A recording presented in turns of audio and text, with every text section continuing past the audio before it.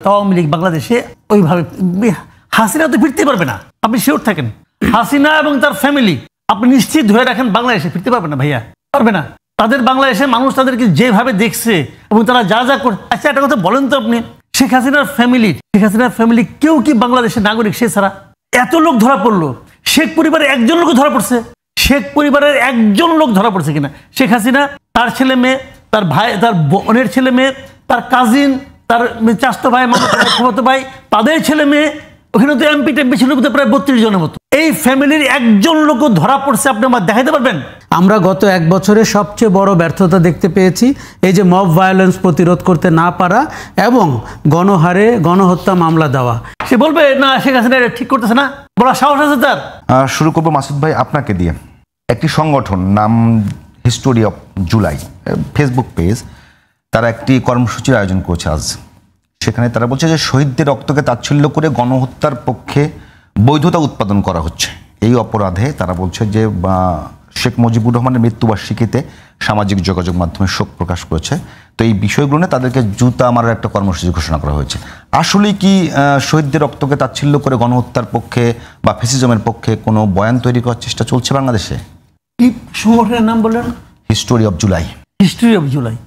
History of July, ওনারা কি জুলাইয়ের হিস্ট্রি লেখার দায়িত্ব নিয়েছেন? ওনারা কারা? এটা কারা? আমি একটা কথা বলি আপনাকে, দেখেন নানা ধরনের সংগঠন এখন গড়ে উঠছে, এরা সবাই জুলাই গণ আন্দোলনের মানে সিপাহসালার এক একজন, সবাই সিপাহসালার। ভালো কথা ভাই, আপনারা সিপাহসালার হন, আমাদের কোনো আপত্তি নাই। জুলাই গণহত্যাটা কোথায় হয়েছে? জুলাই আন্দোলনটা কোথায় হয়েছে? এই ভূখণ্ডেই তো হয়েছে, এই দেশে হয়েছে। আমরা তখন কোথায় ছিলাম? আমরা এখানে ছিলাম, আমাদের চোখের সামনেই হয়েছে। তো এখন যাদের অপরাধ, আজকে অপরাধ থেকে যে 15 আগস্ট উপলক্ষে এরা অনেকে শোক প্রকাশ করছে ফেসবুকে, অমুক জায়গায় তমুক জায়গায়, এই যে তাদের অপরাধ। 15 আগস্টের শোক প্রকাশ করলে সমস্যাটা কি? 15 আগস্টের শোক প্রকাশ করলে পরে সেইটা ফ্যাসিবাদের সঙ্গে কিভাবে কি হয়, সংশ্লিষ্ট হয়, এটা আমার বোঝান তো ভাই, এটা আমার বোঝান। 15 আগস্ট কি হয়েছিল? ওই দিন কি ফ্যাসিবাদের জন্ম হয়েছিল? বাংলাদেশের রাষ্ট্রনায়কের সপরিবার হত্যা করা হয়েছে। তাদের বক্তব্য অনুযায়ী তারা বলছে যে 15 আগস্ট শুধু মানে একটা নৃশংস ঘটনা, সেটা কেউ বলছে ওই দিন একটা ফ্যাসিজমের পতন হয়েছে।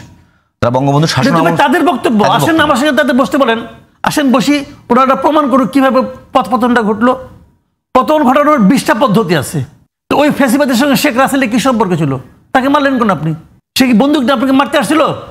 ওই ঘটনার সঙ্গে সুলতানা কামালের কি সম্পর্ক ছিল বলেন? ওই লোকগুলি কি হিরো যারা তাদেরকে মারছে? যদি হিরো হয়ে থাকে, যারা তাদের বেনিফিশিয়ারি ছিল বিএনপি, যখন ওদেরকে যখন বিচার হয় তখন বিএনপি কোনো প্রতিবাদ করছিল? করতে দেখছেন? দেখেন না ভাই। এইগুলি হলো কি শোনেন, মূল ঘটনাটা কি? আপনি একটা ইস্যু বের করেছেন, করে আপনি আলোচনায় থাকতে চান, আপনি দেখাতে চান যে আপনি পাওয়ারফুল। এরকম আমরা বহু সময় দেখছি, এটা আওয়ামী লীগের আমলে দেখছি। আওয়ামী লীগের আমলে কি হয়েছে যে 15 আগস্ট প্রথমে বলছে, জান ভাই আওয়ামী লীগ যখন ছিল ক্ষমতায়, যে 15 বছর, সেই 15 বছর আমি বিভিন্ন মিডিয়ায় জব করছি। কখনো পত্রিকায় ছিলাম, কখনো টেলিভিশনে ছিলাম। টেলিভিশনে মোটামুটি গুরুত্বপূর্ণ পদেই ছিলাম, মানে ডিসিশন মেকিং যারা করে তাদের মধ্যে একজন আমি ছিলাম। প্রথম কি হলো, 15 আগস্ট শোক দিবস, ওখানে পপ আপ যাবে, একটা ঘুরে ঘুরে যাবে এই খালি নিউজের সময়। পরে এটা নিউজ থেকে বাইরে হলো যে অন্য দিনও যাবে, 15 তারিখে সারা মানে সব অনুষ্ঠানে 15 তারিখে যাবে। তারপর এটা বাড়তে বাড়তে পুরো মাস হয়ে গেল, এটা শোকের মাস হয়ে গেল। ওই মাসে কারো জন্ম হবে না, ওই মাসে কেউ জন্মগ্রহণ করতে পারবে না। খালেদা জিয়ার জন্মদিন বাদ দিতে হবে। এবং এমন চাপ যে খালেদা জিয়া লজ্জা পাইছিল সে দিকে থেকে আমার জন্য কেটো না। আমার জন্ম তারিখ হলো 14 তারিখ, 14 আগস্ট। হ্যাঁ, আমার ফ্যামিলি বলতো কি, তোমার তো কানের কাজ দিয়ে গেছে, তোমার যদি আর 24টা ঘন্টা পরে জন্ম হইতো তাহলে তোমার জন্মদিন আমরা জীবনে পালন করতে পারতাম না। কারণ 15 আগস্ট জন্মদিন পালন করা যাবে না। এগুলি বাড়াবাড়ি। জোর করে আপনি আমাকে যে শোক পালন করাতে পারবেন না, আবার একইভাবে জোর করে আপনি আমার শোক পালনে বাধাও দিতে পারবেন না। এই দুটার কোনোটাই গণতান্ত্রিক না, এই দুটাই কোনোটাই গণতান্ত্রিক না। দুইটাই ফ্যাসিবাদী আচরণ, দুইটাই স্বৈরাচারী আচরণ। শেখ হাসিনা 15 আগস্টকে নিয়ে স্বৈরাচারী আচরণ করেছেন।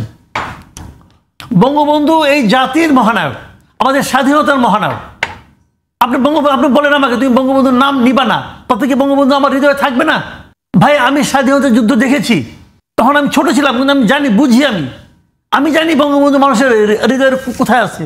আপনি আমাকে ধমক দিয়ে সরাই দেবেন? আপনি আমাকে জুতা মেরে দিবেন স্যার। আমি কালকে একটা ভিডিওতে দেখলাম, একটা আপনার এই যে সোশ্যাল মিডিয়া, একজন রিক্সাওয়ালা তাকে মারতেছে, সে বলছে আমি জয় বাংলা বলবো। ওর কি লাভ? ও কি মানে হাজার হাজার কোটি টাকা বিদেশে পাচার করছে, এখনো সে চালায় রিক্সা, ওর কি লাভ? আরেকটা দেখলাম এক ভদ্র মহিলা নিকাব পরা, তার সঙ্গে একটা হুজুর টাইপের লোক, সে বলতেছে আমি কোরআন খতম দিছি বঙ্গবন্ধুর জন্য। বঙ্গবন্ধুর জন্য। পাশের মহিলা থামানোর চেষ্টা করেছে, না ওর পাগল পাগল বলতেছে, সে বলে যাচ্ছে আমি দিচ্ছি। কেন? এগুলি কি এরা সবাই স্বৈরাচারের দোষর হয়ে গেল? আমি একজন লোককে ভালোবাসি ভাই, কোনো লজিক আছে? আপনি কি লজিক আমার এটা বুঝাবেন? আর এর সঙ্গে বঙ্গবন্ধু মারা গেছে কবে?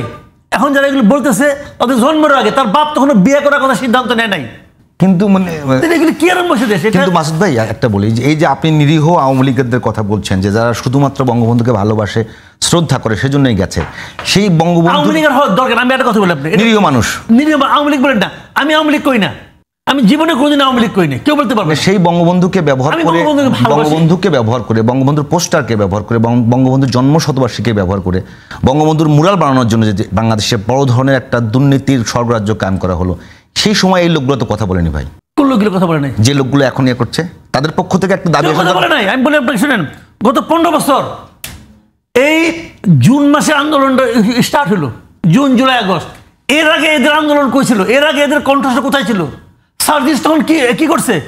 জুলাই মাসের আগে সার্জিস কি করছে? সার্জিস না, এইটা তো আমাদের সার্জিস না, মানে দল আওয়ামী লীগ হিসেবে, দল আওয়ামী লীগ, আমরা বলছি ভালো আওয়ামী লীগ। একটু ভাইয়ের কাছে শুনে আসি, কাছে একটা বলবেন যে দল আওয়ামী লীগ কি আসলেই তখন এক্সিস্ট করতো?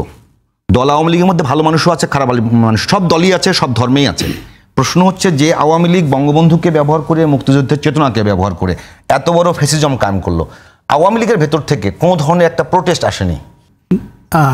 দেখুন, আজকের যে ঘটনাটি আপনি উল্লেখ করছেন, জুতা মারা কর্মসূচি, সেটিতে যাওয়ার আগে আপনাকে বলি, ফ্যাসিবাদের আইকন শেখ মুজিবুর রহমানকে কারা বানিয়েছিল? আওয়ামী লীগ বানিয়েছিল। গত 15 বছরে যত দুর্নীতি হয়েছে, দুঃশাসন হয়েছে, তার অনেকাংশেই শেখ মুজিবুর রহমানের নামে হয়েছে। মুক্তিযুদ্ধের ইতিহাস বিকৃতি করা হয়েছে এবং তাকে মহামানব বানানোর চেষ্টা করা হয়েছে। সেটা তিনি জীবদ্দশায় কখনো দাবি করেননি। শেখ হাসিনা তার পিতাকে ওই জায়গায় স্থাপন করার চেষ্টা করেছেন। মুক্তিযুদ্ধের অন্যান্য যারা নায়ক ছিল তাদেরকে ইতিহাস ধূলিসাৎ করে এক ব্যক্তির ইতিহাস দাঁড় করানোর চেষ্টা করেছে আওয়ামী লীগ। এই কারণে আপনি যখন 5ই অগাস্টে গণ অভ্যুত্থানটি হয়, কেন সারা দেশে তার ভাস্কর্যগুলো ভাঙা হলো, এর পক্ষে যদি আপনি কার্যকরণগুলো দেখেন, সেটি কিন্তু এইটা। আজকে যখন আমরা কথা বলছি তখন কিন্তু তার অসমাপ্ত আত্মজীবনী নাকি পুলিশের আইজি পাটোয়ারি সে লিখে দিয়েছে এবং 127 জন মিলে লিখেছে। পাটোয়ারি আইজি হয়েছে বিনিময়ে 127 জন নাকি 1 কোটি টাকা করে পেয়েছে এবং অ্যাপার্টমেন্ট পেয়েছে।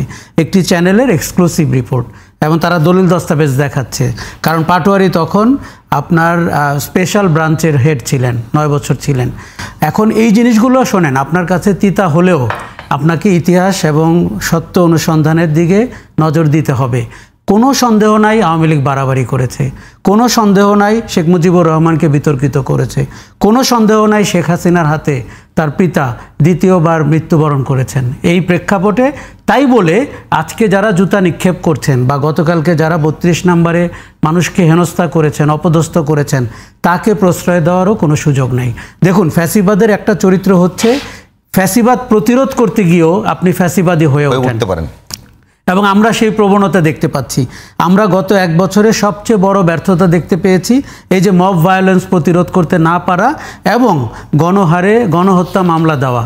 আমরা চেয়েছিলাম যে অপরাধ যিনি করেছেন, রাজনৈতিক, অর্থনৈতিক, সামাজিক, যাই হোক, তার ব্যাপারে সুনির্দিষ্ট মামলা হোক, দেশের লোক যেন জানতে পারে 15 বছরের দুঃশাসনটির সাথে কারা কিভাবে যুক্ত ছিল। কিন্তু সেটি না করে আপনি হত্যা মামলা দিয়ে দিয়েছেন, কিছুদিন জেলে রাখা হচ্ছে। ইদানিং আমরা দেখতে পাচ্ছি জামিন নিয়ে লোকজন বেরিয়ে আসতেছে, মানুষের মধ্যে হতাশা তৈরি হচ্ছে, যে আশা আকাঙ্ক্ষা তৈরি হয়েছিল সেটা। কিন্তু এই 12 মাসে ব্যর্থতার চূড়ান্ত রূপ হচ্ছে মব ভায়োলেন্স। আর আজকে টিএসসিতে রাজু ভাস্কর্যের ওখানে বোধহয় যেটি ঘটছে, বা 32 নম্বরে গতকাল বা তার আগের দিন যেটি ঘটেছে, শোনেন, কেউ যদি ফ্যাসিবাদের আইকনও হন, তার মেয়ে যদি তাকে বিক্রি করে 15 বছর ক্ষমতায় থাকার চেষ্টাও করে থাকেন, তারপরেও ওই ব্যক্তির প্রতি কারো ভালোবাসা থাকলে আপনি তাকে বাধা দিতে পারেন না। তবে হ্যাঁ, এটি আপনি বলতে পারবেন এই সুযোগে কি অপরাধীরা প্রকাশিত হওয়ার সুযোগ পাচ্ছে কিনা। কোন অপরাধীরা যারা গণহত্যা করেছেন, সেই যে হোম মিনিস্টার কামাল অথবা ওবায়দুল কাদের অথবা নানক, এই যে চিহ্নিত সন্ত্রাসীরা যারা দেশ দখল করেছিলেন অনির্বাচিতভাবে, তারা কি 15ই আগস্টকে পুঁজি করে সামনে আসছেন কিনা? কাসেম ভাই একটা বলবেন যে আপনি বলছেন যে মানে গণহারে গণহত্যা মামলা, ঠিক আছে, এটা তো নিঃসন্দেহে খারাপ। আপনি যদি শুধুমাত্র সরাসরি পুলিশ ছাড়া হত্যাকাণ্ডে তো ওই রকম অংশগ্রহণ করতে কাউকে দেখা যায়নি, তাহলে যারা এই হত্যাকাণ্ড ঘটানোর জন্য পলিসি সাপোর্ট থেকে শুরু করে ফিনান্সিয়াল সাপোর্ট থেকে শুরু করে সার্বিক সাপোর্টগুলো ইনশিওর করলো, তাদের কি বিচারের আওতায় আনার কোনো সুযোগ আছে? না, আমি কিন্তু আমি জুলাই আগস্টে রাস্তায় ছিলাম। হ্যাঁ, আপনি একেবারে পুলিশ, বিডিআর এবং আপনার পুলিশের অন্যান্য বাহিনীর সাথে ছাত্রলীগকে আমরা দেখেছি, যুবলীগকে দেখেছি, এমপিদের দেখেছি, নারায়ণগঞ্জের শামীম ওসমানকে দেখেছি অস্ত্র হাতে। মানে শুধুমাত্র যারা অস্ত্র হাতে মাঠে ছিল অথবা কিন্তু আপনার মনে রাখতে হবে যারা পলিসি সাপোর্ট দিয়ে সার্বিক সাপোর্ট। এখানে আমি বলি, আপনার যখন দেশে গণহত্যা হয় তখন সুপ্রিম কমান্ড কার ছিল? শেখ হাসিনা। এবং শেখ হাসিনার অডিও বেরোচ্ছে, উনি বারবার বলছেন লেথাল ওয়েপন ইউজ করার অনুমতি দিয়েছি, তাপসের সাথে কথা বলার সময় বলছেন। অতএব যতগুলো হত্যাকাণ্ড হয়েছে তার নৈতিক দায় কিন্তু শেখ হাসিনার। তারপরে ছিলেন কে? Home minister Kamal. তারপরে ছিলেন কে? আইজি। এই যে চৌধুরী মামুন যে রাজসাক্ষী হয়েছেন, উনি তো দায় স্বীকার করে রাজসাক্ষী হয়েছেন। কাজে আপনি যদি চেইন অফ কমান্ডের দিক থেকে দেখেন, গণহত্যার জন্য আপনার সিরিজ আকারে সিরিয়ালি আপনি অনেক মানুষকে সামনে আনতে পারেন। তার সাথে যুক্ত হবে যারা অর্থনৈতিকভাবে সাহায্য করেছে, যারা গণহত্যার পরিকল্পনা করেছে, যারা বিভিন্ন বিশ্ববিদ্যালয়ে, এমনকি শিক্ষকরা যারা প্রশ্রয় দিয়েছে আইন শৃঙ্খলা বাহিনীকে তার ক্যাম্পাসে স্টুডেন্টদেরকে হত্যা করতে। আমরা মোটামুটি সবগুলো পাবলিক বিশ্ববিদ্যালয়ে ওই চিত্র দেখতে পেয়েছি। দেখুন, 1 বছর আগে ঘটে যাওয়া এরকম একটি ঘটনার সমস্ত ফুটেজ আমাদের কাছে আছে, ছবি আছে, ভিডিও আছে, প্রতিদিন আপনি সামাজিক যোগাযোগ মাধ্যমে দেখতে পান। কাজেই এই মামলার এই গণ অভ্যুত্থানের অপরাধীদের যদি আপনি শাস্তি না দিতে পারেন, সেটি একটি চরম ব্যর্থতা হবে। এবং আমার ধারণা বাংলাদেশের মানুষ এর চেয়ে বেশি হতাশ আর কখনো হবে না। কেননা এটা 1971 সাল না, যেখানে তথ্য উপাত্ত আপনি কম পান, এটি 24 সাল।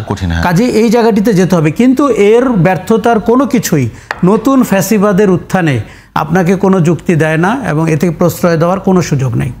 ভাই কি বলবেন? মাসুদ ভাই একেবারে কিন্তু ভাই বলছে যে এই যে ধারাবাহিকভাবে যে আপনি বলছেন যে প্রধানমন্ত্রীর সাথে স্বরাষ্ট্রমন্ত্রী বা দলের যারা উচ্চপদস্থ লোকজন ছিলেন, এখন প্রশ্ন হলো যে দল হিসেবে আওয়ামী লীগ ওই আন্দোলনের সময় এই হত্যাযজ্ঞকে কিন্তু সাপোর্ট দিয়েছে। তো দল হিসেবে আওয়ামী লীগ কি আসলে নৈতিকভাবে এখন বাংলাদেশে রাজনীতি করা বা থাকার একটা সুযোগ থাকে কিনা? আচ্ছা, দল হিসেবে আওয়ামী লীগ কিছুটা করছে, সাপোর্ট দিয়েছে অথবা প্রতিরোধ করেছে অত কিছু, এটা আপনি কিভাবে প্রমাণ করতেছেন? দল কোনো রেজলিউশন নিয়েছিল? একেবারে 14 দলের বৈঠক করে সাথে আওয়ামী লীগ ছিল, তাদের কাছ থেকে তারা সবাই সমর্থন দিয়েছে। ওটা তো সরকারি সিদ্ধান্ত। সরকারি সিদ্ধান্ত হলো কি 14 দলকে নিয়ে এসেছে, তাহলে ওই ওখানে আওয়ামী লীগও ছিল। আপনি একটা কথা বোঝার চেষ্টা করুন, 14 দলের মধ্যে আওয়ামী লীগ আছে ভাই, তারা সমর্থন দিয়েছে। তারা কি সমর্থন দিয়েছে? এদের গুলি করো এটা বলছে, গুলি করতে বলছে। বুঝেন, আমি এর কথা খেয়াল করেন আপনি। এখন মনে করেন একটা যেমন বিএনপি একটা গভর্নমেন্ট, বিএনপি একটা দল আছে, তারেক রহমান একটা কথা বললো এটা তোমরা করো। বিএনপি কোনো লিডারের ক্ষমতা আছে বলা? এটা ঠিক না। আছে আছে তারেক রহমান তো ক্ষমতায় যায় নাই, গেছে ক্ষমতায়, সে কি প্রাইম মিনিস্টার? এখনো কিন্তু প্রাইম মিনিস্টার হয় নাই। আছে কিনা সেটা দেখতে আপনি দেখেন, সময় বলবে। তারেক রহমান বললো এটা করো, তুমি কেউ বলতে পারবে যে না এটা করা ঠিক না, এটা করবো না? কেউ বলতে পারবে? ভাই, বাংলাদেশের পলিটিক্যাল প্র্যাকটিসটা কি? আর ওই ভদ্রমহিলা তখন ক্ষমতায়, দুর্দান্তভাবে ক্ষমতায়, তার দলের ইউনিয়ন পর্যায়ের একটা লিডার, সে বলবে না শেখ হাসিনা এটা ঠিক করতেছে না? বলা সাহস আছে তার? সে তো স্বৈরাচারী ছিল রে ভাই। তারেক রহমান তো স্বৈরাচারী না। তারেক রহমানকে আমি ধরছি খুবই গণতান্ত্রিক নেতা। তার সিদ্ধান্তের এগেনস্টে কথা বলার ক্ষমতা কার আছে দেখেন আপনি। এখন বাংলাদেশের প্র্যাকটিস চলে না। কাজে এখন যারা আশা করতেছেন এবং বলতেছেন যে তখন কেন কোনো দলের কোনো লিডার কেউ প্রতিবাদ করলো না, বলতেছেন না, বলছেন তো কিভাবে তারা প্রতিবাদ করবে? সে বাস্তবতা ছিল ভাই। সহজ কথা, প্রতিবাদের কোশ্চেন না। কোশ্চেনটা হলো যে অপরাধ করছে আপনি খুঁজেন না, সংখ্যা একদম কম হবে না, সংখ্যা একদম কম হবে না। আমি আপনাকে সহজ একটা হিসাব শিখাই দিই। যত লোক এমপি ছিল 3 টার্মে, প্রতিবার তো 300 করে থাকে, 900 মামদা, আবার মনে করেন 200 লোক কমন 200 কমন আছে। তো ধরেন আপনি এখানে এইভাবে ধরেন আপনি 700, 200 বাদ দেন, এমপি 700। ওই সময় এমপি হওয়ার জন্য যত জায়গায় নমিনেশন যারা সাবমিট করছিল সবাই এমপিতে চায়।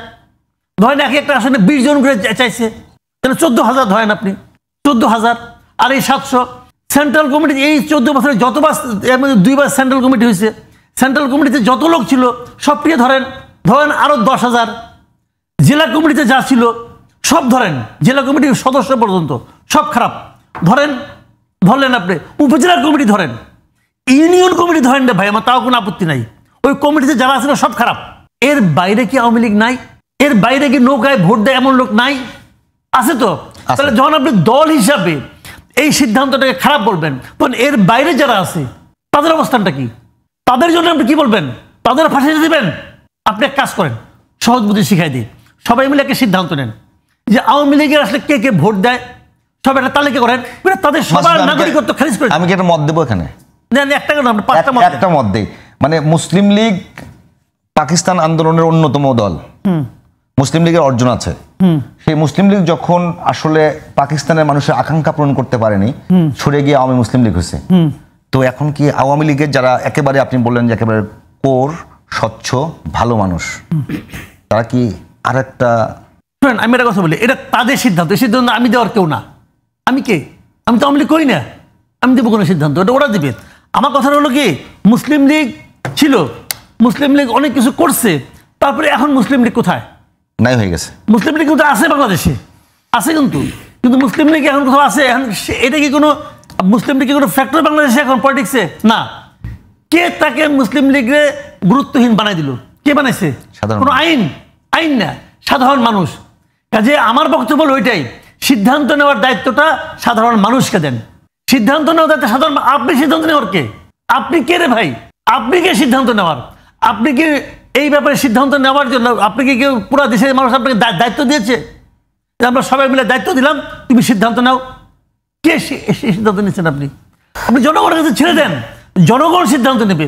জনগণ যদি আওয়ামী লীগকে ভোট না দেয়, আওয়ামী লীগ যদি আগামী ইলেকশনে মাত্র 10টা আসন পায়, তাহলে আওয়ামী লীগ নিজেই বুঝবে তাদের কর্মকাণ্ডকে জনগণ কিভাবে মূল্যায়ন করতেছে। এটা তো আপনার বলার দরকার নেই, আপনি জনগণকে বলেন। আপনি জনগণকে বলেন এই দলটা এত কিছু করছে, অমুক তমুক করছে, তারা আপনারা ভোট দেন না। যদি জনগণ আপনার কথা বিশ্বাস করবে, তাহলে আওয়ামী লীগ নাই হয়ে যাবে। কিন্তু আপনি যে বলতেছেন, আপনার এই পিছনে জোরটা কি? আপনি হলো গায়ের জোরে করতেছেন। আপনি ক্ষমতা আছেন, আপনার কাছে ক্ষমতা আছে, পুলিশ আছে, আপনি করতেছেন। যে প্রতিবাদ করছে তার ছবি টাঙ্গা দিতেছেন, জুতা মারতেছেন জুতা, আপনি কোনো সমস্যা নাই, বাইরে আপনি একজন আনন্দ পাচ্ছেন, এটা হতে পারে। মারা যাবেন, তাকে আপনি মেরে ফেলতে পারেন, আপনি সে ক্ষমতা আছে, মারতেছেন মত করে, কোনো প্রবলেম নেই তো রে ভাই, মারতেছেন। কিন্তু এতে কিন্তু আপনি কিছু প্রমাণ করতে পারতেছেন না। আপনি কি প্রমাণ করতে পারতেছেন? যত আপনি করতেছেন এই কাজগুলো, এই ধরনের কাজগুলো, তত কিন্তু ওই দলটা জনপ্রিয়তা বাড়তেছে। এটাই হলো ট্র্যাজেডি। জনাব আশরাফ কায়সার, মাসুদ ভাই যেভাবে বলছেন যে তাদের সঙ্গে একেবারে গণতান্ত্রিক আচরণ করতে হবে, যে তাদেরকে যদি অপ্রাসঙ্গিক করে তাহলে মানুষই করুক। কিন্তু প্রশ্ন হলো একটা জায়গায়, যে দল আওয়ামী লীগ বা শেখ হাসিনাকে ফেসিবাদী করে তোলার জন্য যে সমস্ত জায়গা থেকে মানে হেল্প এসছে, সেখানে কি দল আওয়ামী লীগের সমর্থন কাজ করেছে কিনা? এবং অন্যদিকে যদি ভাবেন যে শেখ হাসিনাকে যারা সহযোগিতা করেছে, যে বলা হয় ভারত, একদম নাম ধরে বলছি, সেই ভারত তাকে এখন জায়গা দিচ্ছে, তাদেরকে সার্বিক সহযোগিতা করছে, সব দিক থেকে করছে, আসলে কি এই মুহূর্তে আওয়ামী লীগকে ফাঁকা মাঠে খেলতে দেওয়ার সুযোগ আছে কিনা, গণতান্ত্রিক আচরণ করার সুযোগ আছে কিনা? এই প্রশ্নের উত্তর দেওয়ার আগে আপনাকে বলি যে এই যে আপনি আজকে জুতা মারা দেখছেন না, এটা প্রবর্তন করেছে আওয়ামী লীগ। শহীদ মিনারের সামনে সিপি গ্যাং এবং আওয়ামী লীগের যুব সংগঠন অ্যান্ড সিআরআই বুদ্ধিজীবীদের ছবি দিয়ে জুতা মারা কর্মসূচি করেছিল, এটা আমরা যেন ভুলে না যাই। জিয়াউর রহমানের মাজারে পুষ্পস্তবক দিতে গিয়ে মানে রক্ত ঝরেছে, দৌড়াচ্ছে মানুষ, এই ভিডিও আজকেও সোশ্যাল মিডিয়াতে এসছে। এটা কিন্তু 32 নাম্বার না, জিয়াউর রহমানের মাজার। কাজে আওয়ামী লীগ এখানে অপকর্মের অনেক ধরনের নজির স্থাপন করেছে, যেটি এখন পুনরাবৃত্তি হচ্ছে এবং আমরা সেটির নিন্দা করছি। কিন্তু প্রবর্তন করেছিল আওয়ামী লীগ। শেরাটন হোটেলের সামনে বাসের ভেতরে 13 জন মানুষ পুড়ে মারা গেছিল আওয়ামী লীগের রাজনৈতিক কর্মসূচির সময়। কিন্তু গত 16 বছর আওয়ামী লীগ আমাদের শিখিয়েছিল বিএনপি জামাত মানেই হচ্ছে আগুন সন্ত্রাস, কিন্তু তারা যখন বিরোধী দলে ছিল ওই আগুন সন্ত্রাস তারা করেছিল।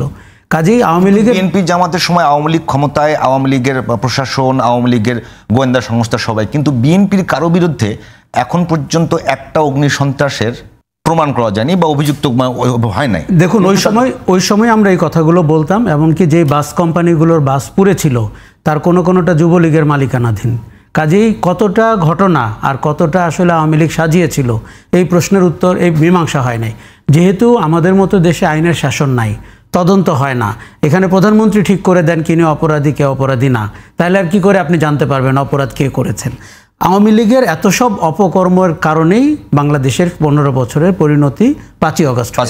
কিন্তু আমরা বলছি না যে আওয়ামী লীগের জুতায় পা দিয়ে ওই অপকর্মগুলোর পুনরাবৃত্তি করতে হবে। তবে আওয়ামী লীগ কি এখন গণতান্ত্রিক রাজনীতিতে সুযোগ পাবে কিনা এবং একটি সাধারণ সুস্থ রাজনৈতিক দল হিসাবে কর্মসূচি পালন করার সুযোগ পাবে কিনা, এই প্রশ্নের উত্তর এত সোজা না। এত সরলীকরণ করলে জিনিসটা হবে না। তাহলে 5ই আগস্ট বাংলাদেশে কিছু ঘটেনি, তাহলে 16 বছর বাংলাদেশে কোনো অপশাসন হয়নি, তাহলে 3000 মানুষকে গুম খুন করা হয়নি, এবং তাহলে 1400 মানুষ মারা যায়নি 36 দিনে। তার মানে হচ্ছে আওয়ামী লীগ 16 বছরের অপকর্ম করেছে, দুঃশাসন করেছে, 3টি নির্বাচন গুম করেছে, এবং তারপরে 1400 মানুষকে হত্যা করে পালিয়েছে। এই প্রেক্ষাপট যদি আপনি বুঝে থাকেন, আপনি রাজনৈতিক প্রশ্নটি আমি পরে আপনাকে বলি, আগে আসেন আইনানুগ প্রশ্ন। আমাদের তো ফৌজদারি আইন আছে, এখানে 1400 মানুষ মারা গেছে, নিশ্চয়ই একে নিজেকে মেরে ফেলে নাই, কেউ তাদেরকে মেরেছে।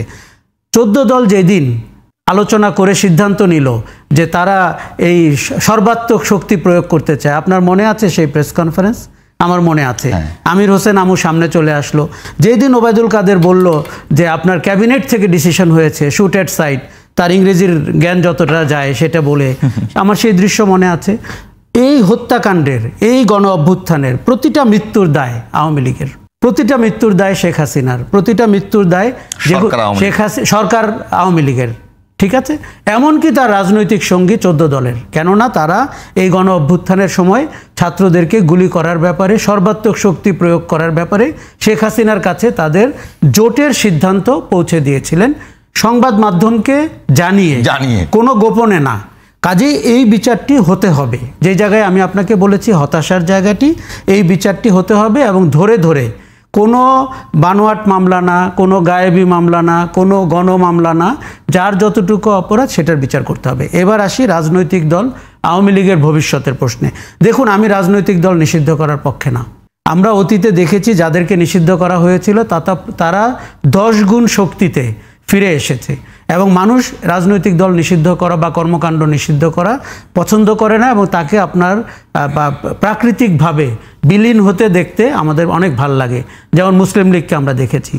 এখন যে কর্মকাণ্ডগুলো হচ্ছে এটা প্রশাসনিকভাবে হচ্ছে, এটা চেষ্টা করা হচ্ছে যে বলা কেউ 15 আগস্ট শোক পালন করতে পারবে না, এগুলো অগণতান্ত্রিক। হ্যাঁ, কারো কারো ভিতরে ক্ষোভ থাকতেই পারে, তার সন্তান হারিয়েছে, এবং তাদেরকে, যেমন প্রফেসর ইউনূস, তাকে যে হেনস্থা করেছে শেখ হাসিনা, এটি কোনো সুস্থ মানুষ কোনোদিন ভুলতে পারবে? বলাও তো কঠিন। কাজে তার তো রাগ ক্ষোভ থাকতেই পারে।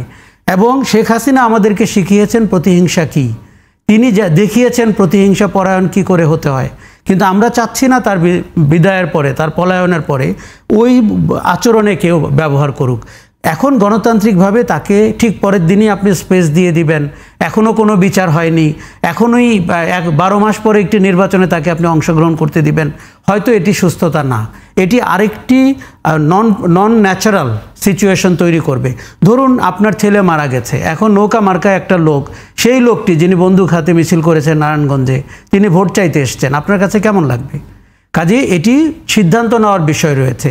কিন্তু আমি বলছি না প্রশাসনিকভাবে রাজনৈতিক দল পরিচালনার পদ্ধতি, অথবা হাসিনা যেটি করতেন গোয়েন্দা সংস্থাকে দিয়ে রাজনৈতিক দল পরিচালনা করা, সেই জায়গায় না গিয়ে মানুষের মতের উপরে আপনি ছেড়ে দেন, গায়ের জোর না খাটিয়ে, মব সন্ত্রাস না করে, এমনকি আওয়ামী লীগ স্টাইলে ছবির উপরে জুতা না মেরে সেটির ভিন্ন পথ অবলম্বন করা যেতে পারে। মাসুদ ভাই, একটা বিষয় বলবো যে এই যে দীর্ঘদিন আপনারা টক শোতে,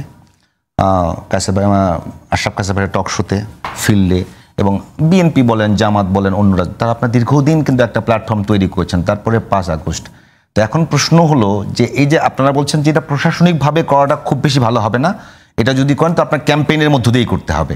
সেই ক্যাম্পেইনের জায়গায় ফাটলটা কোথায় আসলে? আপনারা মানে সবচেয়ে পক্ষ শক্তি জুলাই অভ্যুত্থানের, তাদের মধ্যে কি মানে তারা কি আরেকটা ফেসিবাদী হয়ে উঠছে কিনা? মাসুদ ভাই, আপনি বলছিলেন যে একেবারে আপনারা যারা একেবারে দীর্ঘদিন বিভিন্ন সংগঠন, বিভিন্ন দল এবং ব্যক্তি পর্যায়ে আপনারা যারা টেলিভিশন টকশো থেকে শুরু করে রাজপথে আন্দোলন করে এই যে একটা প্লট তৈরি করলেন, সেই প্লটের উপর 5 আগস্টের ঘটনা। এখন প্রশ্ন হলো আপনারা যারা মানে ফেসিবাদ বিরোধী যে শক্তি, তাদের মধ্যে ঐক্য কি এখনো অটুট আছে, নাকি তার কারণেই আবার প্রশ্ন উঠছে ফেসিবাদ ফেরত আসবে? শুনেন, ফ্যাসিবাদ বিরোধী শক্তিটা এক থাকা উচিত ছিল। এটা আসলে কি কারণে যে এটা তো আসলে আমাদের উপর একটা বড় ধরনের যন্ত্রণা হিসেবে চেপেছিল। কিন্তু ওটা থেকে আমরা মুক্তি পেলাম তখন আমাদের যদি লক্ষ্যটা যদি ছোট রাখতাম তাহলে কিন্তু হতো, কিন্তু আমরা লক্ষ্যটা ছোট রাখি নাই। আমরা করেছি কি তখন সবাই মনে করেন দাবিদার হওয়া শুরু করছি যে আমি করেছি অত সবকিছু আমি পাবো, আমি এটা একমাত্র দাবিদার। যে কোনো বিজয়ের ক্ষেত্রে তোমার ভাই এরকম হয় যে ভিক্টর না, যেরকম বিজয়ের ক্ষেত্রে এরকম হয় না। আপনি শুনেন ভাই, আমাদের এই জাতির সমস্যা হলো একটাই, যে যেমন এখন দেখবেন অনেকেই বলে, আমাকে মাঝে মাঝে আমাকে বলে, আপনি এখন সরকারের সমালোচনা করেন, গত 15 বছর আপনি কোথায় ছিলেন? এটা একটা কমন একটা, আমি যত ভিডিও করি না সব ভিডিওর মধ্যে এই প্রশ্নটা থাকবেই। না, আপনি তো করেছেন। না আপনি বলছেন, কিন্তু সেই প্রশ্নটা করবেই। আশরাফ কাসেম ভাই এই 15 বছর আপনি কোথায় ছিলেন তারা জিজ্ঞাসা করবে এটা। কারণটা জানেন, ওরা 15 বছরের কোনো খবর রাখে না, ওরা হঠাৎ করে পয়দা হয়েছে। তারা মনে করে 15 বছর কেউ কোথাও ছিল না। সে যেরকম ভাবে হাসিনার শাসনকে মেনে নিয়েছিল, স্বাভাবিকতা এরকম মেনে নিয়েছিল, সে ওরকম ভাবে ভাবে। সবাই তো মানুষ নিজেকে ভাবে 15 বছর কোথাও থাকার দরকার নেই তোর ভাই। আমি ছিলাম বলে এটা ইম্পর্টেন্ট ব্যাপার না। কিন্তু 15 বছর নাহিদ ইসলাম কোথায় ছিল? 15 বছর মাহফুজ আলম কোথায় ছিল? 15 বছর আসিফ মোহাম্মদ সজীব ভুঁইয়া কোথায় ছিল? 15 বছর ডক্টর ইউনূস কোথায় ছিল? 15 বছরে ডক্টর ইউনূস নিজের মামলা ছাড়া অন্য কোনো ইস্যুতে শেখ হাসিনা কোনো সমালোচনা করে নাই। নিজের মামলা মানে কি, উনি কিভাবে ক্ষতিগ্রস্ত হচ্ছেন, ওনারা কিভাবে টর্চার করছেন, উনি খালি এই কাহিনী বলতেন। শেষের দিকে 2-1 দিন এসে কি দেওদানা নাকি দেবদেবীর কথা বলছে 2-1 দিন, তাও সেটাও কিন্তু সামগ্রিক ভাবে না। 15 বছর এটা সবাই কোথায় ছিল? 15 বছর কোথায় ছিল এটা বলেন না, এটা বলা উচিত না। আমি ছিলাম কি না ছিলাম এটাও আমি বলতে চাই না, এটা বলবো কেন?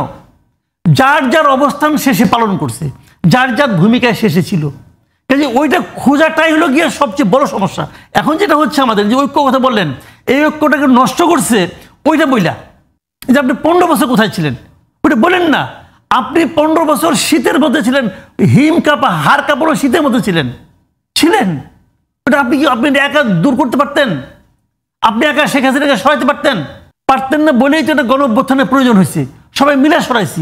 কাজে ওই যে সরানোর কাজটা সবাই মিলে করছি। এভাবে ভাবেন, এভাবে ভাবলেই কিন্তু সমস্যার সমাধান হয়ে যায়। এভাবে কেউ ভাববে না। সবাই গেলে 15 বছরের হিসাব খুঁজে। কেন খুঁজে? জাতিটাকে বিভক্ত করার জন্য খুঁজে। এই জাতিটাকে বিভক্ত করার কিন্তু কোনো প্রয়োজন নাই। আমি ভেবেছিলাম ডক্টর ইউনূস যখন দায়িত্ব নিলেন উনি বোধহয় জাতিটাকে ঐক্যবদ্ধ করবেন, কিন্তু উনি আরো বেশি বিভক্ত করছেন। উনি বিভক্ত করছেন আগের জন, যে উনি এই যে আপনার ডিভাইড অ্যান্ড রুলের জন্য, যে আমি ওদেরকে সবসময় ভিলেন আমি রাখবো।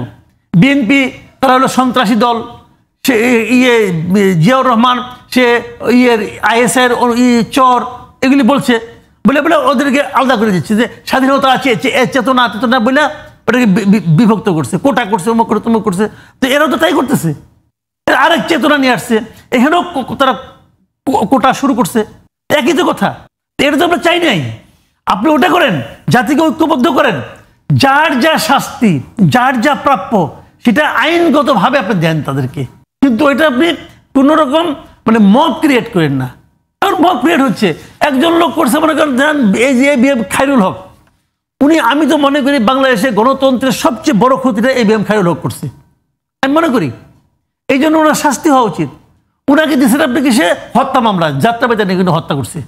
এটা পৃথিবীর যে কেউ যদি শোনেন যে একজন সাবেক ফরমার চিফ জাস্টিসকে একটা হত্যা মামলা ঢোকানো হয়েছে এইভাবে, মানুষ কি বলবে? আমাদের বিচার বিভাগ সম্পর্কে দুনিয়ার মানুষের কি বিশ্লেষণ হবে? কে করতেছে? তারাই করতেছে যারা নাকি এরকম গণ মামলার শিকার হয়েছিল আগে। তাহলে আপনি যদি ওদের মতোই করেন তাহলে পার্থক্যটা কি? তাহলে আপনি ওদের মতোই হয়েছেন। এটা তো আমরা চাই নাই। আপনারা সিস্টেমেটিক হতে আসেন। একটা মামলা হয়েছে 282 জন আসামি, সেই মামলার আসামিকে জেডাই খান পান্না প্রতিবাদ করলো, বাদীকে জিজ্ঞাসা করে আমি জেডাই খান পান্না চিনি না। তাহলে আপনি কেমনে দিলেন? দুইজন উকিল, একজন আওয়ামী লীগের, একজন বিএনপির, একজন জামাতের, ওরা সব ঠিকঠাক করছে করে এই মামলা দিয়েছে। হইচই হলো, উনি আবার অ্যাপ্লিকেশন দিলেন, দিয়ে উনি জেডাই খান পান্নার নামটা প্রত্যাহার করে নিলেন। সমস্যা কি সমাধান হলো? 282 থেকে 281 হলো। বাকি যারা ছিল তারা তো রইলো। সবাই তো জেডাই খান পান্নার মতো প্রতিবাদ করতে পারে না। অনেক লোক আছে এখানে যারা কিছুই করে নাই, তাদের নাম ঢোকানো হয়েছে। উচিত ছিল কি, উনি যে 2জন উকিলের কথা বলছে তাদেরকে খুঁজে বের করা, এই 2জন কে? ওই দুইজনের নামে মিথ্যা মামলায় একটা মামলা করে ওই দুজনের জেলে ঢোকানো উচিত ছিল। একটা ঢুকাইতেন আরো এরকম হইতো না। সব জায়গায় একই কাজ হয়েছে, কোথাও পুলিশ নাম বসাইছে, কোথাও ওই রকম উকিল নাম বসাইছে, কোথাও এরকম ধান্দাবাজ লোক নাম বসাইছে। নাম বসাই না, তাদের কাছে টাকা নেয়, এই তোমার নামে কিন্তু চার্জশিট দিয়ে দেবো, তুমি 1 লাখ টাকা দাও, তুমি 2 লাখ টাকা দাও। এই বাণিজ্য হয় না এই দেশে, হয়েছে, সরকার থামাইতে পারলো না কেন? আসিফ নজরুল এত বড় আইনজ্ঞ, সে বলে কি জনগণ যদি মামলা করে আমি কেমনি ফিরাবো? এটা তো বলে আমি যদি আসিফ নজরুলের বিরুদ্ধে এরকম একটা মামলা দিই, মামলা কেউ নিবে? পুলিশ নিবে মামলা? তাতে নিবে না। আমি তো জনগণ, ভাই এইগুলি করে তো লাভ নাই। জনাব আশরাফ কায়সার, একটা বলবেন যে ভাই যেটা বলছিল যে আসলে যে ফেসিবাদ বিরোধী যে ঐক্য আপনাদের ছিল, সেই ঐক্যের জায়গাতে ফাটল বলছে, ভাই বলছে যে সরকারকে দায়িত্ব দেওয়া হয়েছে তারাই হয়তো ঐক্যটা ধরে রাখার কথা। এখানে কি রাজনৈতিক দলগুলো এবং অন্যান্য যে শক্তিগুলো আছে তাদের কোনো দায় দেখেন কিনা এটার মধ্যে? দেখুন, আমি তিনটি পক্ষের দায় দেখি। একটি হচ্ছে সরকার, অন্তর্বর্তী সরকার, যাদেরকে আমরা ভেবেছিলাম যে শেখ হাসিনা দেশকে বিভক্ত করে ফেলেছিল, যে শেখ হাসিনা ভার্সেস জনগণ, এবং অথবা শেখ হাসিনা ভার্সেস বাকি সবাই তার মতে রাজাকার, স্বাধীনতা বিরোধী সবাই। আচ্ছা, তারপরে তিনি যখন ভোট ছাড়া নির্বাচিত হতে শুরু করলেন, তখন আর ভোটেরও কোনো ব্যাপার থাকলো না, অর্থাৎ মানুষের সাথে তার আর কোনো সম্পর্ক থাকলো না। উনি বিভিন্নভাবে স্টিগমা বা ট্যাবু বা ট্যাগ দিয়ে মানুষকে শাসন থেকে আলাদা করে ফেলেছিলেন। আমরা ভেবেছিলাম যে অন্তর্বর্তী সরকার যে দারুণ ম্যান্ডেট নিয়ে পাওয়ার এসছে গণ অভ্যুত্থানের পটভূমিতে, সরকারটি জাতিকে ঐক্যবদ্ধ করবে। সরকার সেই জায়গাতে চরমভাবে ব্যর্থ হয়েছে। সরকার পারেনি আইনের শাসন নিশ্চিত করতে, ন্যায় বিচার নিশ্চিত করতে, এবং অপরাধী যারা গুম খুন হত্যাকাণ্ডের সাথে যুক্ত তাদেরকে ধরতে কিংবা তাদেরকে বিচারের আওতায় আনতে এখন পর্যন্ত। দেখুন, জনগণ মামলা করছে, আমরা কি করব? এটি অত্যন্ত দায়সারা কথা। কারণ আজকে যদি আমি সরকারের মন্ত্রী, উপদেষ্টা বা প্রধান উপদেষ্টার বিরুদ্ধে যাই, মামলা নিবে? নিশ্চয়ই নিবে না। তার মানে তাহলে জনগণ যখন মামলা করতে আসে, কোন উকিলরা এসছে, কোন দলের লোকরা এসছে, থানার কোন পুলিশ মামলাটি নিচ্ছে, এই 3টি প্রশ্ন করলেই আপনি কিন্তু গোমর বেরিয়ে আসবে। কাজে আমরা তখন দেখতে পেলাম যে এই যে খায়রুল হকের কথা আলোচনা হচ্ছিল, খায়রুল হকের মতো তত্ত্বাবধায়ক ব্যবস্থা বাতিলের জন্য অপরাধী আপনি শুধু একটি হত্যা মামলা দিয়ে তাকে পার করে দিবেন? তারা তো সার্টিফিকেট নিয়ে বেরিয়ে আসবে কয়েকদিন পরে। অথচ এই লোকের জন্য সম্ভব না, এই লোকের জন্য, এবং এদের কাউকে আপনার আটকানো সম্ভব না, আইন আটকানো সম্ভব না ওইভাবে। আজকে ইঞ্জিনিয়ার মোশাররফ বেরিয়েছে, কালকে শমী কায়সার বেরোবে, পরশুদিন এ বেরোবে, পরে আপনি দেখতে পাবেন আপনার হতাশা আরও বাড়তে শুরু করবে। তারা সবাই গরুর মালা নিয়ে জেলখানা থেকে বেরিয়ে আসছেন। তাদের বিরুদ্ধে হত্যা মামলা হয়েছিল, সেটি সেকেন্ড লেয়ারে গিয়ে ধোপে টিকবে না, কেননা তার খুব সূক্ষ্ম অবজারভেশন আছে যে কে হত্যা করেছে আর করেনি। কিন্তু তাদের যে অপরাধ সমূহ, সেগুলো কিন্তু আপনি আলোচনায় আনলেন না। তাহলে আপনি কি করলেন? মানুষকে বঞ্চিত করলেন যে একটি জঘন্য অপরাধ সম্পর্কে বিস্তারিত জানা এবং যিনি অপরাধ করেছেন অভিযুক্তরা, তাদেরকে অপরাধের আওতায় আনতে। এইটার দায় প্রথমত সরকারের হয়েছে। দ্বিতীয়ত হয়েছে রাজনৈতিক দলগুলোর কাছে। আমি আপনাকে বলি, এরা কেউ প্রস্তুত ছিল না যে শেখ হাসিনা পালিয়ে যাবে। শেখ হাসিনার উচিত ছিল 7 দিন 10 দিন সময় দিয়ে সবাইকে বলে তারপরে পালিয়ে যাওয়া। তাহলে তাদের একটা ঐক্যমত্য হইতো, তারা উপলব্ধি করতে পারতো যে কত বড় ঘটনাটি ঘটতে যাচ্ছে। তো পালিয়ে যাওয়ার পরে তাদের মনে হয়েছে যে এখন আমাদের কি করব। আমরা সবাই চেয়েছিলাম ফ্যাসিবাদের পতন হোক, কালো শাসনের অবসান হোক, কিন্তু তারপরে কি? এই জায়গাটিতে কারো কোনো চিন্তা ছিল না, কারণ মনে হয়েছিল এই মহিলা হয়তো এই যাত্রাও টিকে যাবেন আগের অনেকগুলো ঘটনার মতো। তো তখন তার খাওয়াখাওয়ি শুরু হয়েছে, দোষারোপ শুরু হয়েছে, অপ্রয়োজনে ক্রেডিট নেওয়া শুরু হয়েছে। চিফ অ্যাডভাইজার একজনকে মাস্টার মাইন্ড বলেছেন, ছাত্রদেরকে বলেছেন তার নিয়োগকর্তা, বলে তাদের যা রাজনৈতিক ভবিষ্যৎ ছিল সম্পূর্ণটা ধুলাই মিশিয়ে দিয়েছেন। এবং আসিফ মাহমুদ সজীব ভুঁইয়ার মতো উপদেষ্টা হয়েছেন, যিনি কাপড় চোপড়ে প্যারিস হিলটনের মতো দেখতে হয়ে গেছেন, এবং কোথায় হাঁস খায়, কোথায় ওয়েস্টিনে যায়, এটা হাস্যকর ঘটনা হয়ে গেছে। অভ্যুত্থানের নায়করা যখন সমাজে হাস্যকর হয়ে যায়, তখন অভ্যুত্থানটিও হাস্যকর হয়ে যায়। এই ঝুঁকি, এই রিস্ক কিন্তু আমাদের হাতে আছে। কাজেই আপনি যদি বলেন যে কেন আমাদের 16 বছর 15 বছরের চেষ্টা, আপনি ভাবেন তো 36 দিনের চেয়ে ওই চেষ্টা 15 বছর ধরে যারা টানা কথা বলেছে, সমালোচনা করেছে, সাহস জুগিয়েছে, মানে তাদের প্রাপ্তি তাহলে কি হলো? কারণ 36 দিনের লোকগুলো যদি প্রাপ্তির হিসাব বুঝে নেয়, তাহলে 16 বছরে যাদের পরিবার হারিয়েছে, গুম খুন হয়েছে, অপঘাতে মারা গেছে, আয়না ঘরে 8 বছর আটকে ছিল, তারা কি পেল? আমাদের প্রত্যেকের পাওয়া হওয়া উচিত ন্যায় বিচার। প্রত্যেকের পাওয়া হওয়া উচিত আইনের শাসন। সেই জায়গাটিতে আমরা চরমভাবে ব্যর্থ হয়েছি। আমরা রাজনৈতিক হিসাব নিকাশ কষতে শুরু করেছি। আমি কতটুকু পেলাম, উনি কতটুকু পেলেন, কার কতটুকু দায়, কে এক দফা দিয়েছেন, কে ঘোষণা করতে গণভবনের কাছাকাছি চলে গেছিলেন, এইসব ক্ষুদ্রাতি ক্ষুদ্র হিসাব নিকাশে ফ্যাসিবাদ বিরোধী যে অটুট ঐক্য, যেটি অন্তত আরও 10 বছর থাকা উচিত ছিল, সেই জায়গাটিতে ফাটল ধরেছে। জনাব মাসুদ কামাল, একটা বিষয় আপনি দেখবেন যে আওয়ামী লীগ আমলে একটা বরাবরই কিন্তু একটা ইয়ে ছিল যে কিছু কিছু আপনার সঙ্গে দ্বিমত হলে আপনাকে হয় বিএনপি না জামাত বলা, অথবা ওই জঙ্গিবাদের ভয় দেখিয়ে শাসন করা। আপনি কি মনে করেন যে এই যে এখন যে ফেসিবাদ ফেরত আসবে, এই যে একটা শঙ্কা তৈরি হচ্ছে, সেটা কি ওই রকম কোনো ভয় তৈরি করা নাকি বাস্তবতা আছে এখানে? আমি মনে করি বাস্তবতা নাই। শুনেন আমি বলি আপনাকে, আমি আমার মতো যদি 20 জন লোক এসে দিয়ে আওয়ামী লীগের দালালি করে, তাও আওয়ামী লীগ বাংলাদেশে ওইভাবে, হাসিনা তো ফিরতে পারবে না, আপনি শিওর থাকেন। হাসিনা এবং তার ফ্যামিলি আপনি নিশ্চিত ধরে রাখেন বাংলাদেশে ফিরতে পারবে না ভাইয়া, পারবে না। তাদের বাংলাদেশে মানুষ তাদেরকে যেভাবে দেখছে এবং তারা যা যা করে। আচ্ছা একটা কথা বলেন তো আপনি, শেখ হাসিনার ফ্যামিলি কেউ কি বাংলাদেশের নাগরিক? সে ছাড়া এত লোক ধরা পড়লো, শেখ পরিবারের একজন লোক ধরা পড়ছে?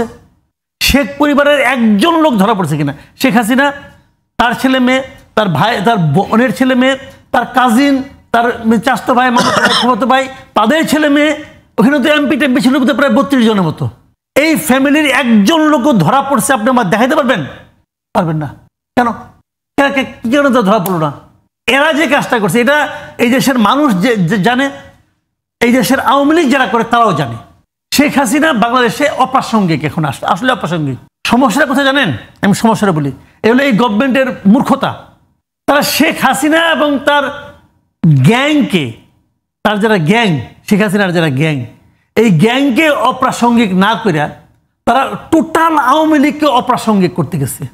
যাওয়ার ফলে কি হয়েছে, এই টোটাল আওয়ামী লীগ তখন এদেরকে নিয়ে ব্যাক করার কথা চিন্তা করতেছে।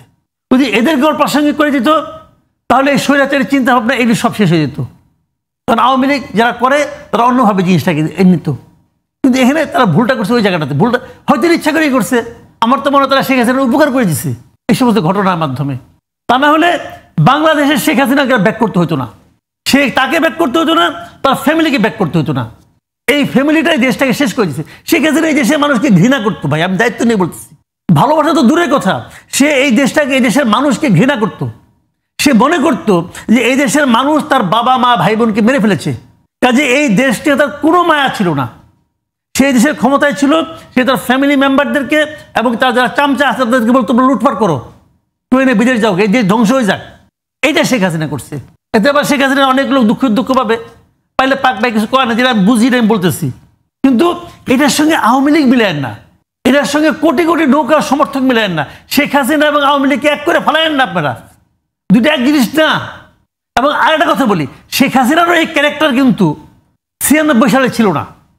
এই ক্যারেক্টারটা সে অর্জন করছে আর পরে, সেটা হলো আরেকটা 21শে আগস্টের ঘটনার মাধ্যমে সেই ক্যারেক্টারটা অর্জন করছে। আর একটা 21শে আগস্টের ঘটনা ছিল, সেই ঘটনার মাধ্যমে সে এই ক্যারেক্টার অর্জন করছে। এবং সে ওই দিন থেকে সিদ্ধান্ত নিচ্ছে যে এই দেশ আমার না, আমি এখানে থাকবো না, এই দেশের মানুষকে আমি ভালোইবাসি না।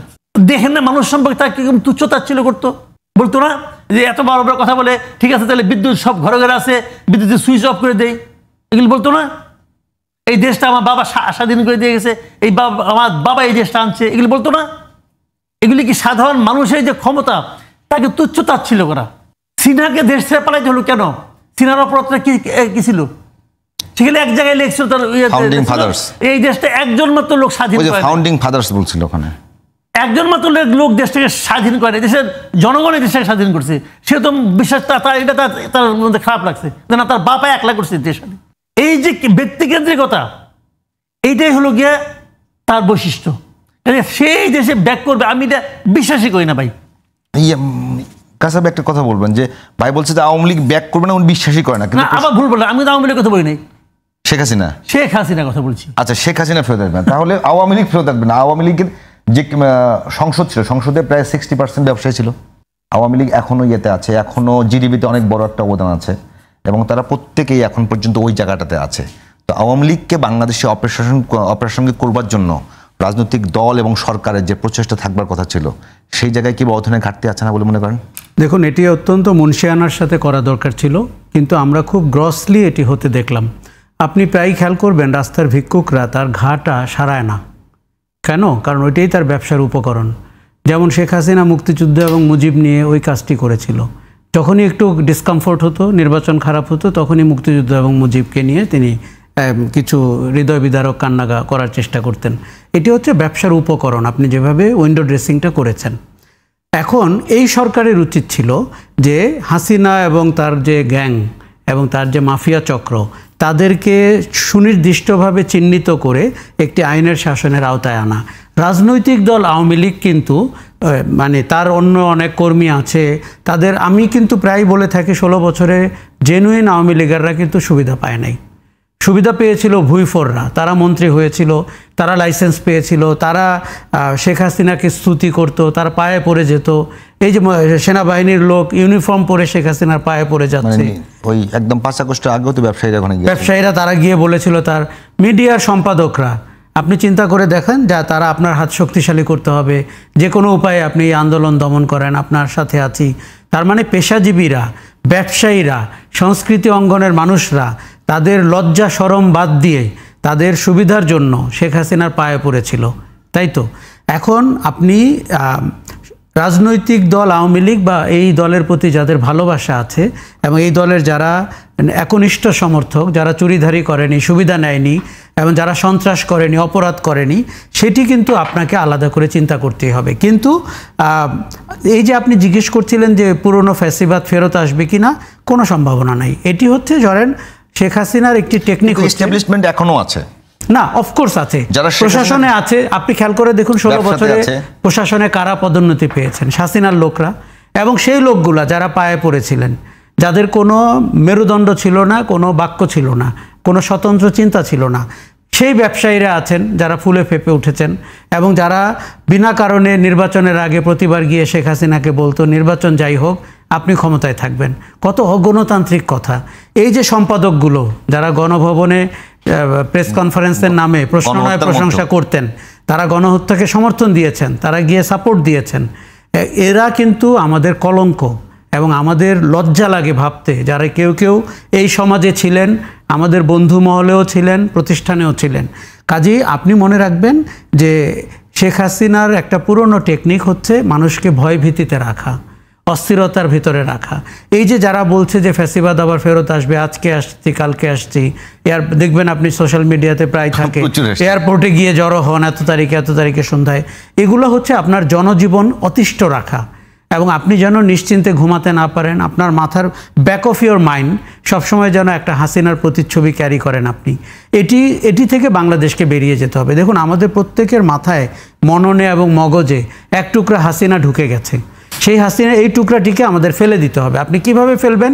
সচেতনভাবে, অবচেতন মনে অথবা আপনার চিন্তা থেকে এটি আপনাকে করতে হবে। আমরা যেন তার টেকনিক অবলম্বন না করি, তার নিষ্ঠুরতা অবলম্বন না করি, তার মতো ফ্যাসিস্ট এবং প্রতিহিংসা পরায়ণ না হই এবং তার মতো অগণতান্ত্রিক না হই। এটি সচেতনভাবে আপনাকে করতে হবে। কোনো রাজনৈতিক দল ওই রকম হতে চেষ্টা করছে যে হাসিনাকে আমরা যেভাবে ফেলেছি, উনি যেভাবে আমাদেরকে মেরে দেশ ছেড়ে পালিয়েছেন, আমাদের হাসিনা স্টাইলে রাজনীতিটি করতে হবে অথবা হাসিনা স্টাইলে সরকার পরিচালনা করতে হবে। আমার ধারণা ইররেলেভেন্ট করে দিতে হবে হাসিনা স্টাইলটাকে, সেটি জাদুঘরে চলে যেতে হবে এবং সেখানে আমরা গিয়ে দেখব হাসিনা কতটা ফ্যাসিস্ট ছিলেন, কত মানুষকে হত্যা করতেন এবং কিভাবে সুচারুভাবে হয়তো তাহাজ্জুদ নামাজের পরেই ঠিক করতেন যে কাকে কাকে আজকে উনি আয়না ঘরে নিবেন। এটি যেন পৌরাণিক কাহিনী হয়ে যায়, এটি যেন আমাদের জীবনকে আর স্পর্শ না করে। ধন্যবাদ।